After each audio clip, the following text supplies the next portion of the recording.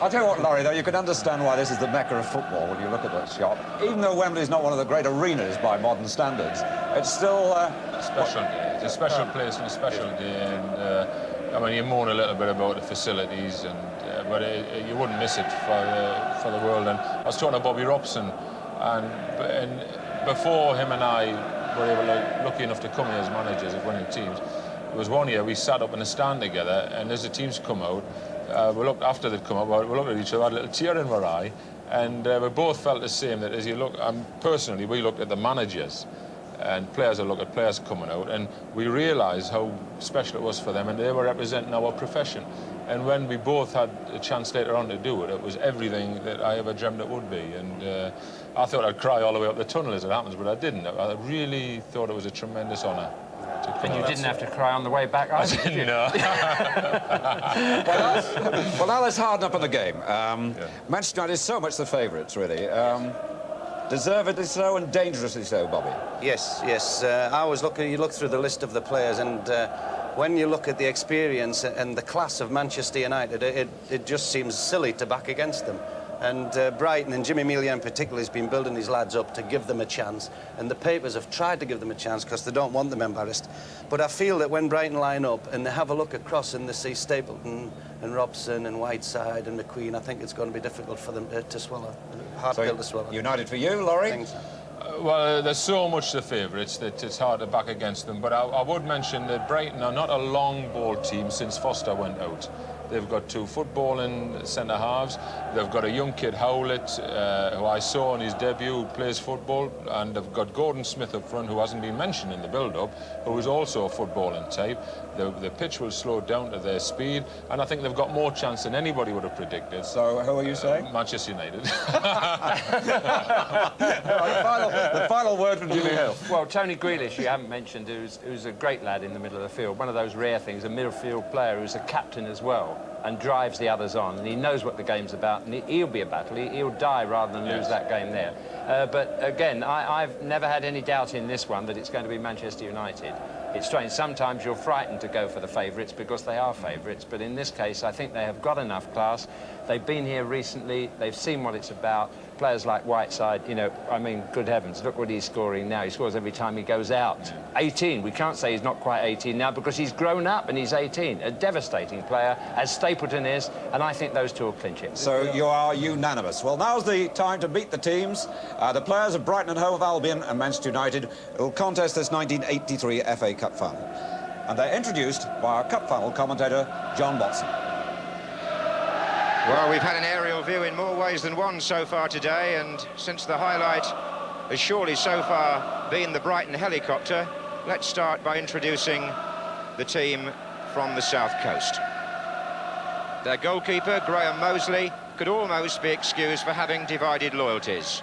He was born within shouting distance of Manchester United's ground at Old Trafford, and he supported them when he was a boy. The right-back Chris Ramsey, from a West Indian family, celebrated his 21st birthday in April, but on the field it was a bad month for him. He was twice sent off, his suspension ending in time for today.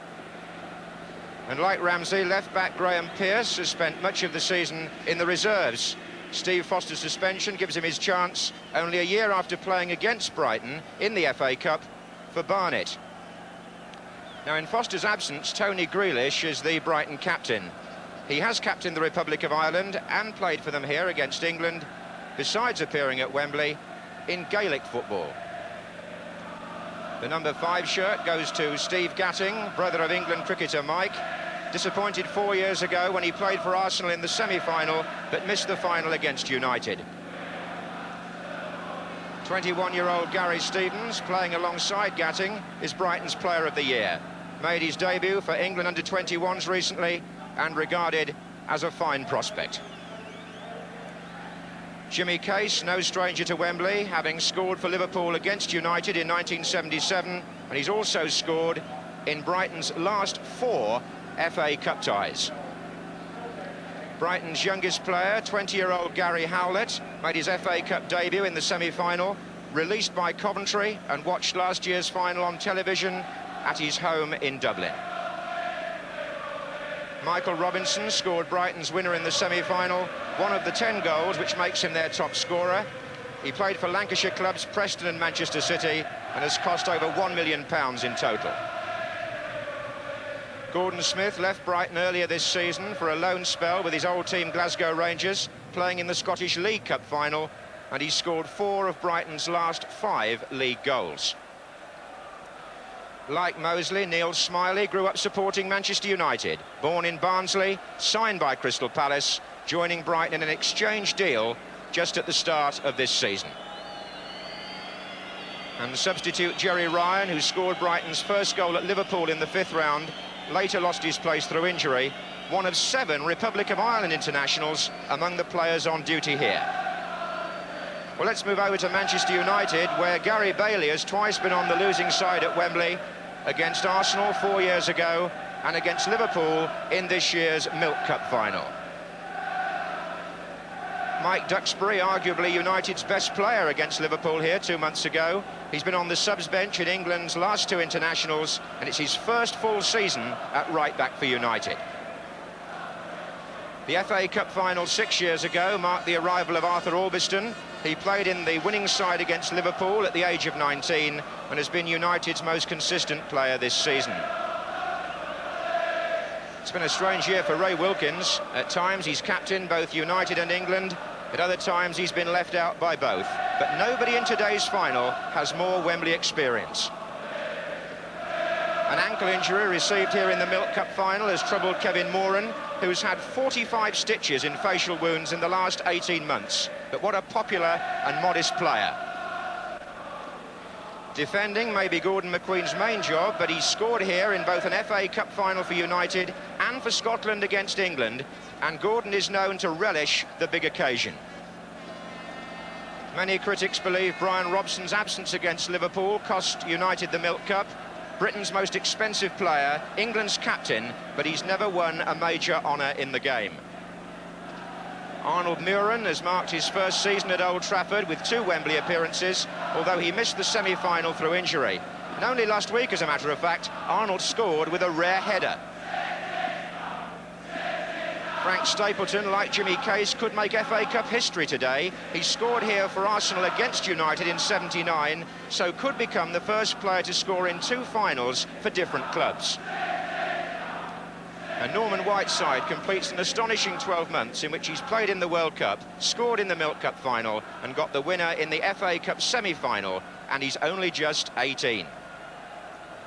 But the injury to Steve Coppell means a tremendous thrill for 21-year-old Alan Davis, Manchester-born of Welsh parents, who learned yesterday that his first FA Cup tie would be in the final itself. United's sub is Ashley Grimes, who can fill almost any position. He nearly moved to Brighton less than 2 years ago, and he was United's best player in the semi-final. Well, so much for today's players, who are on a bonus of several £1,000s to win today. And what a contrast to what happened here exactly 60 years ago, when the very first Wembley final took place between Bolton and West Ham, and the winners, Bolton Wanderers, their players received a gift amounting to £12 10 shillings. Well, that first Wembley final, on a ground built for the British Empire exhibition a year later, turned out to be quite a chaotic occasion. The arena was supposed to hold 125,000 people. The programme boasted how good the stadium was going to be, but on the day, twice as many people as that turned up. It wasn't an all-ticket match, and some 250,000 there got inside Wembley, as a result of which the policeman on the white horse, George Scory, had to restore order, and they delayed the kick-off for 45 minutes. Now, one man who played a part on that occasion is actually here today, because in the front row of the Royal Box, Sir Stanley Rouse, who's now 88, the grand old man of football, he was a steward here in 1923.